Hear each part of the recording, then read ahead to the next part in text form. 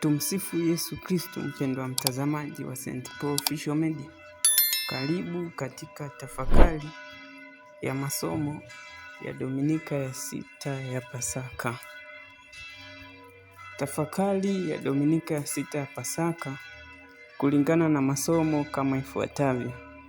Somo la kwanza katika kitabu cha Matendo ya Mitume sura ya 8 aya ya 5 mpaka ya 8, mstari wa 14 mpaka aya ya 17. Na Injili na Zaburi sura ya 66. Pia kitabu cha kwanza cha Mtume Petro sura ya 3 aya ya 15 mpaka ya 18, na Injili ya Mtakatifu Yohane sura ya 14 aya ya 15 mpaka ya 21.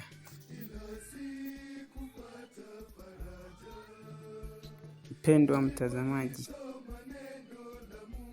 katika ujumbe mzito wa masomo kwamba tunaambiwa upendo unaothibitishwa kupitia utii na Roho Mtakatifu ambaye anatumwa kwetu. Masomo ya leo yanatufundisha mafumbo yetu katika imani ya Kikatoliki. Somo la kwanza kitabu cha Matendo ya Mitume sura ya 8 aya ya 5 mpaka ya 8. Roho Mtakatifu si haki bali ni zawadi. Filipo anapohubiri Samaria na watu wanaobatizwa lakini hawajampokea Roho Mtakatifu hadi mitume Petro na Yohane wawekee mikono. Tunatafakari kwamba sakramenti ya kipaimara sio hiari, ila Roho Mtakatifu anatujaza nguvu ili tupate kuwa mashahidi, si tu waamini. Watu wa Samaria walikuwa tayari waamini, lakini walihitaji ukamilifu wa zawadi ya Mungu. Hivi ndivyo kanisa linavyofundisha. Ubatizo unatujalia sakramenti ya kipaimara ambacho kinatukomaza. Rejea Katekisimu ya Kanisa Katoliki kurasa namba 1285.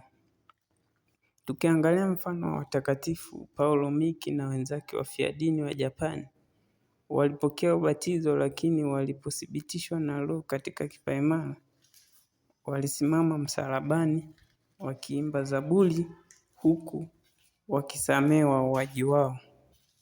Roho aliwapa nguvu ya kushuhudia hadi kifo. Somo la pili la Mtakatifu Petro linatuambia kwamba toeni sababu ya tumaini lenu lakini kwa upole. Petro anavyotuamuru, muwe tayari siku zote kumjibu kila awaulizaye habari za tumaini lililo ndani yenu, lakini kwa upole na kwa hofu. Tunatafakari ushahidi wetu usiwe wa kiburi au jeuri. Ulimwengu umechoka na Wakristo wenye hasira. Nguvu yetu ni kweli inayosemwa kwa upendo. Kristo mwenyewe aliteswa akiwa hana hatia. Huu ndio mfano wetu tunapotetea imani kuhusu utoaji mimba, ushoga au haki. Njia ni upole, si matusi.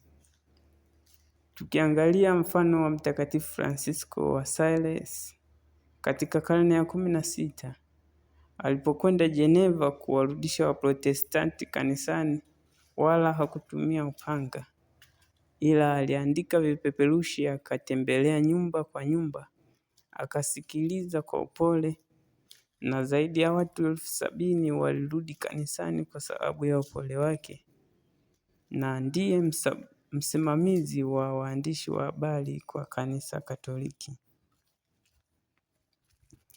Katika somo la Injili ya Mtakatifu Yohane, tukitafakari tunaambiwa kwamba kipimo cha upendo ni utii wala sio hisia.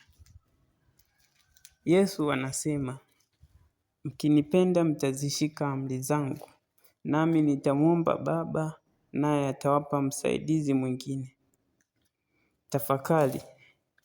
Leo ulimwengu unapima upendo kwa ninahisi, lakini Yesu anapima kwa unafanya.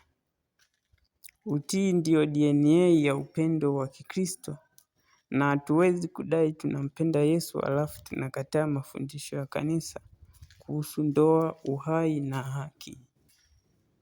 Roho Mtakatifu anakuja tu pale upendo umeonyeshwa kwa vitendo.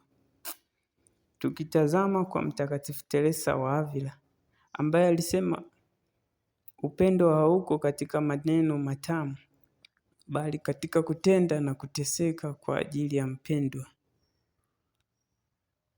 Alirekebisha Karmeli kwa utii mkali kwa kanisa. Licha ya mateso, kwa sababu alimpenda Bwana, Roho akamjaza karama ya sala ya juu. Mpendwa mtazamaji, tukiangalia mfano wa mtumishi wa Mungu Sister Maria Benedetta Mbawala, ambaye aliugua kidonda zaidi ya miaka 17, kidonda cha tumbo na kifua kikuu. Anatuambia kuwa bahari ya maumivu ilikuwa kubwa, lakini akiimba Zaburi ya 66 kwa maisha yake, alibaki kuwa mchangamfu akiwafurahisha wenzake, akajitolea sadaka kwa ajili ya kanisa, na Roho Mtakatifu alimpa nguvu ya kubadili bahari ya mateso kuwa nchi kavu ya ushuhuda. Mpendwa mtazamaji, asante kwa kuwa nami mpaka sasa. Usisahau kusubscribe, kulike na kushare. Na Mungu akubariki na kutakia maandalizi mema ya Dominika ya 6 ya Pasaka. Asante.